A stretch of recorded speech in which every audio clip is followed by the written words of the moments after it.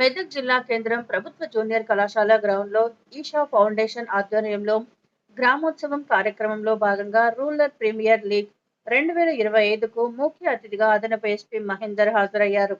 ఈ సందర్భంగా ఆయన మాట్లాడుతూ చదువుతో పాటు క్రీడలు కూడా ముఖ్యమని, క్రీడల వల్ల మానసిక ఉల్లాసానికి ఉపయోగపడతాయని అన్నారు. క్రీడల్లో గెలుపోటములు సహజమని, ఓటమి గెలుపునకు తొలి మెట్టని అన్నారు.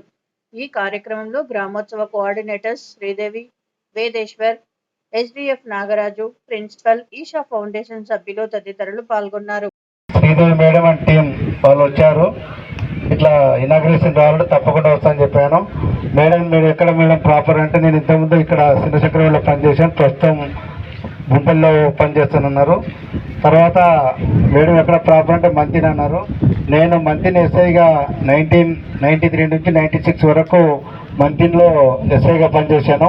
అప్పుడు మేడం వాళ్ళ ఫాదరు మన దేవంత స్పీకర్ శ్రీపాదరావు దగ్గర పిఏగా ఉన్నాడు. మేడం మీ ఫాదర్ మాకు బాగా తెలుసు అని చెప్పాను.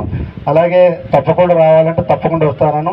ముఖ్యంగా ఈరోజు ఇక్కడ ప్రభుత్వ జూనియర్ కళాశాలలో వాళ్ళు ఉద్యోగాలు చేసుకుంటూ ఈసా ఫౌండేషన్లో వాలంటీర్స్గా ఉండి గ్రామీణ క్రీడాకారులను ప్రోత్సహించడానికి ఈరోజు ఇక్కడ పురుషులకు వాలీబాల్, మహిళలకు త్రోబాల్ పెట్టారు. ఇక్కడ గెలిచిన వారు మన రాష్ట్ర స్థాయిలో మరియు నేషనల్ స్థాయిలో కూడా మీరు అవార్డు పొందాలని, మన మెదక్ జిల్లాకు మంచి పేరు తీసుకురావాలని, ముఖ్యంగా మనకు చదువు ఎంత ముఖ్యమో ఆటలు కూడా అంత ముఖ్యము. ఆ హెల్త్ ఈజ్ వెల్త్, ఆరోగ్యమే మహాభాగ్యము. మనం ఎంత చదువుకున్నా ఎంత ఎదుర్కొన్నా కూడా ఆరోగ్యం కూడా బాగుండాలి. ఆరోగ్యం బాగుండాలంటే అన్ని పోటీలు మనం పాల్గొనాలి.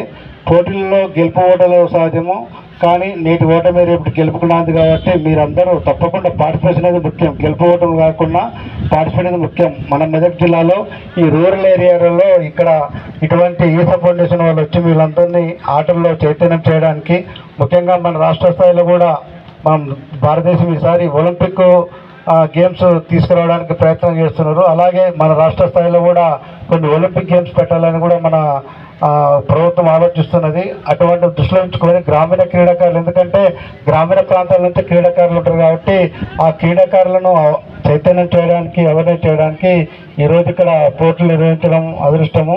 దీంట్లో పాల్గొంటే వాళ్ళకి శుభాకాంక్షలు చెప్తూ నాకు ఈ అవకాశం ఇచ్చిన మీ అందరికీ నాకు నమస్కారం.